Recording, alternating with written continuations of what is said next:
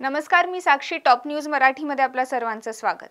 लोकसभा निवडणुकीत नंदुरबारची जागा लढवण्याचा भाजपचा हक्क हा आधीचा निष्कर्ष असून पक्षाकडे विद्यमान खासदार हिना गावित आहेत, ज्यांनी 2014 आणि 19च्या सलग 2 निवडणुकांमध्ये एकेकाळी काँग्रेसचा बालेकिल्ला असलेल्या नंदुरबारमध्ये भाजपला मोठा ब्रेक दिला. त्यामुळे भाजपने हिना गावित यांना 2024च्या लोकसभा निवडणुकीत नंदुरबारमधून उमेदवारी दिली आहे. तर कोण आहेत या हिना गावित, पाहूयात.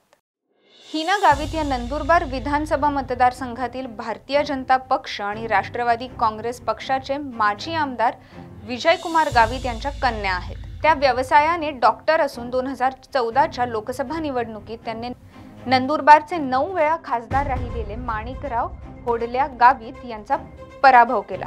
1981 पासून माणिकरावांच्या इंडियन नॅशनल काँग्रेसने ही जागा जिंकली. हिना यांच्या 1,06,905 मतांनी विजयी झाला. व्यवसायाने डॉक्टर असलेल्या हिना गावित यांनी अनेक मंचावर वायू प्रदूषणाचा सार्वजनिक आरोग्यावर होणारा परिणाम अधोरेखित केला. हिना गावित या जलसंपदाबाबतच्या संसदीय स्थायी समितीच्या सदस्य आहेत. अशाच ताज्या आणि नवीन माहितीसाठी पाहत रहा टॉप न्यूज मराठी. आपलं महाराष्ट्र, आपली बातमी. तर काय कामच करण्याची काय अपेक्षा? निवडणुकीपुरती सगळीच आश्वासनं देतात, पण प्रत्यक्षात फारसं काही घडतंय असं वाटत नाही. तेच आमच्याकडे येतात मागायला 5 वर्षातून एकदा. हे आम्हाला काय देणार आहे? आता या निवडणुकीला आम्ही विचार केलेला आहे, कुणाला निवडून द्यायचं किंवा कुणाला नाही निवडून द्यायचं. इलेक्शन आले की रस्त्यांची कामं चालू करतात, हिरवी काहीही दिसत नाही.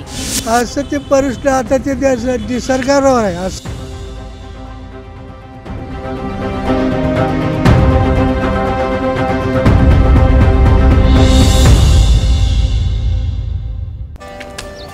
Come on guys, hurry up. अरे सुन ना, एक ब्रेक ले लेते हैं. Guys, I'm telling you, तुम लोगों को सही से ट्रैकिंग नहीं आता. But that's okay, you can learn. रोज का ढक्कन देना. ये रेड वाला है, सही वाला देना. अबे ढक्कन, पहले तो सही पानी पीना.